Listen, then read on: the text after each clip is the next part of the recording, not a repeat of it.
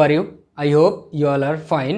In this part of human reproduction, we will discuss another topic, that is fertilization. So simply, fertilization is a process by which male and female gamete will fuse together.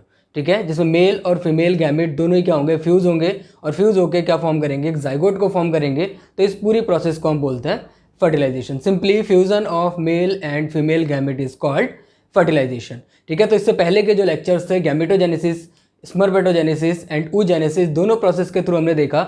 oogenesis के through क्या होता है, gamete formation होता है. ठीक है, spermatogenesis mail में होगा और उसके थ्रू क्या होगा, स्पर्म का फॉर्मेशन होगा, that is male gamete. oogenesis female में होगी और उसके थ्रू क्या होगा, ओवम और एक्स सेल का फॉर्मेशन होगा, that is called female gamete. ठीक है, तो इन दोनों गैमेट का क्या होना है, फ्यूजन होना है. फ्यूजन प्रोसेस को ही हम क्या बोलते हैं, फर्टिलाइजेशन बोलते हैं. ठीक है, तो देखो यहाँ पे क्या है, यहाँ पे प्रोसेस हुई स्पर्मेटोजेनेसिस, उसके थ्रू फॉर्मेशन हुआ सीमेन का, स्पर्म का फॉर्मेशन हुआ, सीमेन प्रोड्यूस हुआ, और सीमेन क्या हुआ, यूरेथ्रा या पेनिस के थ्रू क्या हुआ, इजैकुलेट हुआ female reproductive system, that is into the vagina near cervix. ठीक है, तो वहाँ पे इंसेमिनेट हुआ.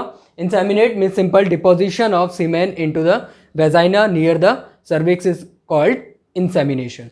ठीक है, और ये क्या है, स्ट्रक्चर है फीमेल गैमेट का, और यू कैन से ओवम का. ठीक है, और एक्सेल का. ओवम के अगर स्ट्रक्चर की बात करें तो ओवम क्या होगा, इसके चारों तरफ एक लेयर प्रेजेंट होती है, that is called cementing material, और you can say corona, radiata और क्यूमुलस उफोरस.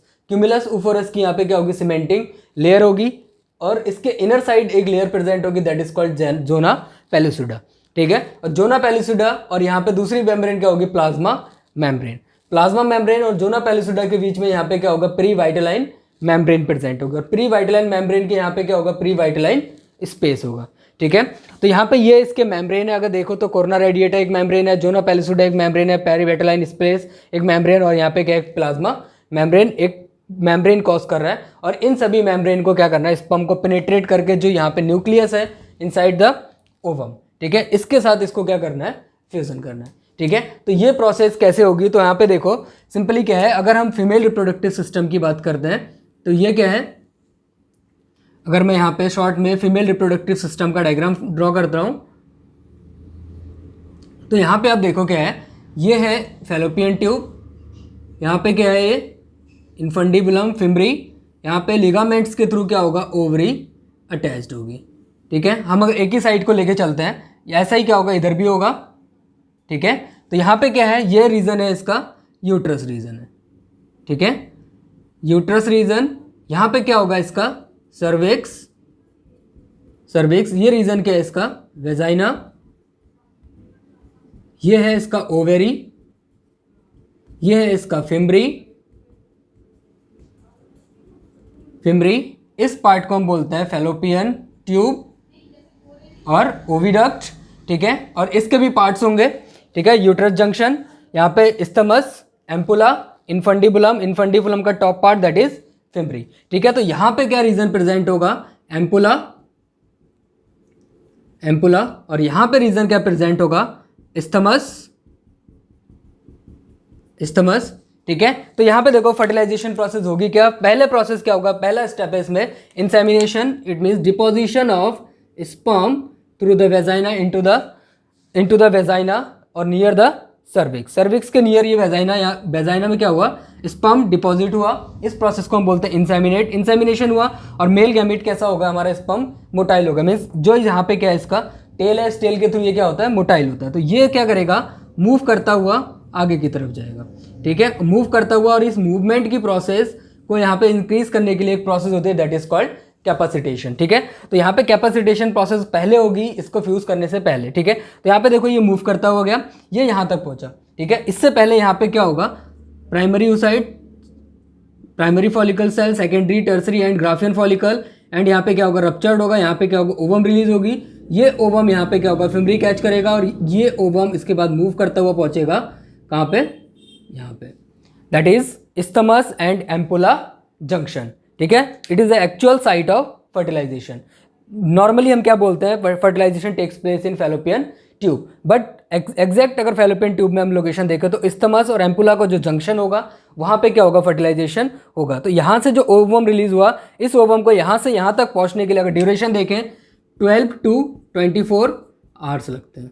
ठीक है, इतने टाइम पे ये यहाँ तक पहुँच जाएगा और इसके बाद यहाँ पे इंसेमिनेशन हुआ। तो यहाँ पे देखो फर्टिलाइजेशन प्रोसेस भी तब होती है जब साइमल्टेनियसली यहाँ से क्या होगा, ओवम रिलीज होगा और यहाँ से क्या होगा, स्पर्म का रिलीजन होगा या इंसेमिनेशन होगी, तभी यहाँ पे फर्टिलाइजेशन होता है। यही रीज़न है कि जितने ओवम रिलीज होते हैं वो सारे फर्टिलाइज नहीं होते हैं। ठीक है, साइमल्टेनियसली यहाँ पे भी ये भी यहाँ पे जाएगा और ये भी यहाँ से आएगा और तब यहाँ पे क्या होगी, फर्टिलाइजेशन होगी। तो 12 to 24 आवर्स में ये यहाँ पे पहुँचा एम्पोलास्थमस रीजन पे, ठीक है, या जंक्शन पे। तो यहाँ पे इंसेमिनेशन हुआ, स्पर्म यहाँ से क्या होगा, मूव करता हुआ जाएगा और ये स्पर्म इसके बाद क्या होगा, इसको फ्यूज़ करेगा।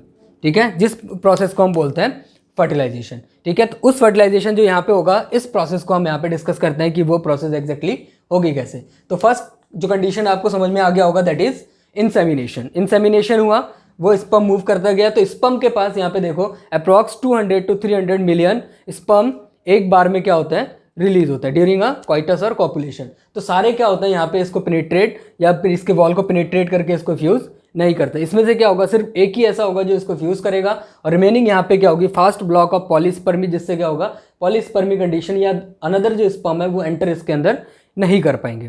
ठीक है, तो यहाँ पे क्या होगी, कैपेसिटेशन प्रोसेस होगी। कैपेसिटेशन प्रोसेस में जनरली क्या होता है, जो यहाँ पे आपको पता है स्पर्म है, इसके हेड पार्ट को हम बोलते हैं एक्रोजोम। एक्रोजोम के चारों तरफ या स्पर्म के ऊपर क्या होगा, कोलेस्ट्रॉल प्रेजेंट्स होंगे, means washing of cholesterol takes place in capacitation process. ठीक है, एज वेल एज इसके साथ क्या होगा, इसके अंदर एंटर करेगा कैल्शियम आयंस।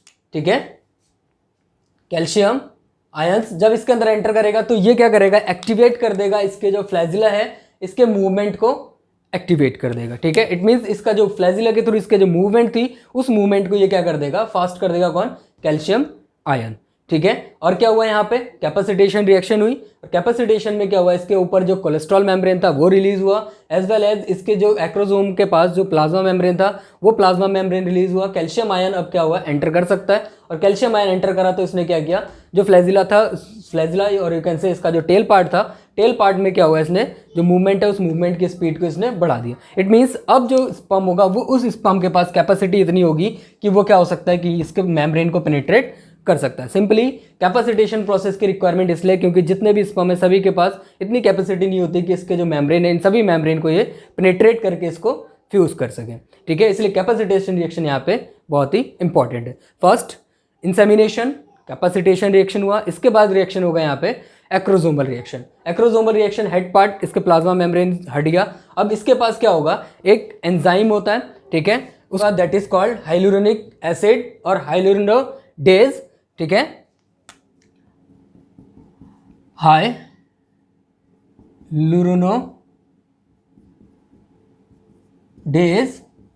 और हाइलुरोनिक एसिड,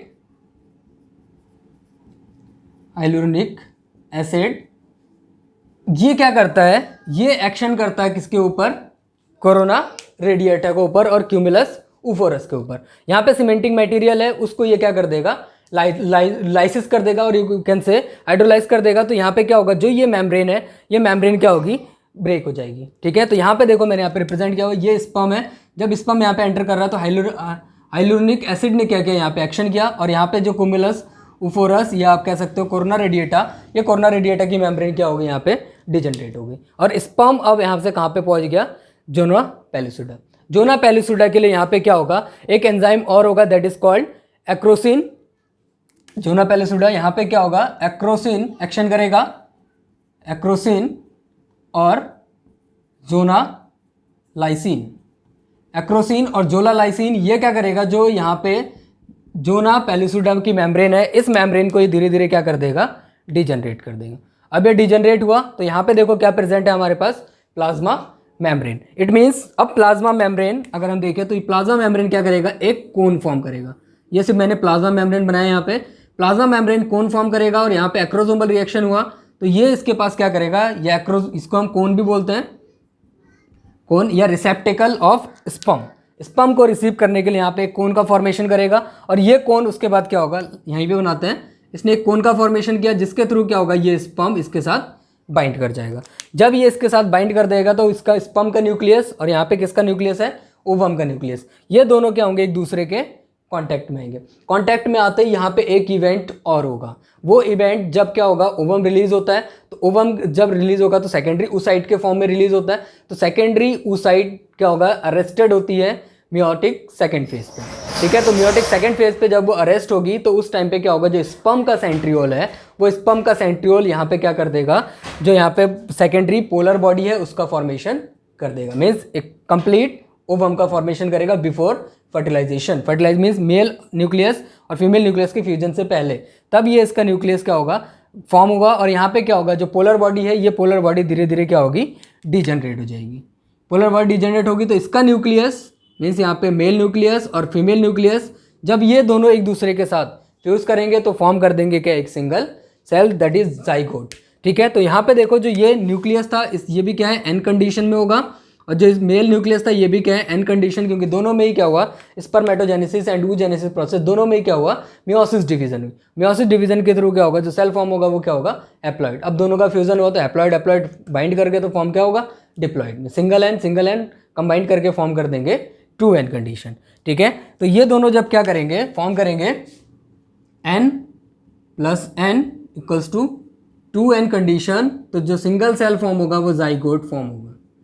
ठीक है, फर्दर इस जाइगोट में क्या होगा, क्लीवेज होगा, उसके बाद एम्ब्रायो का फॉर्मेशन होगा। वो भी प्रोसेस तब होगा जब क्या होगा, यहाँ पे इम्प्लांटेशन होगा। इम्प्लांटेशन होने के बाद ही क्या होगा, न्यू एम्ब्रायो का फॉर्मेशन होगा। उसको हम देखते हैं नेक्स्ट लेक्चर में। ओके।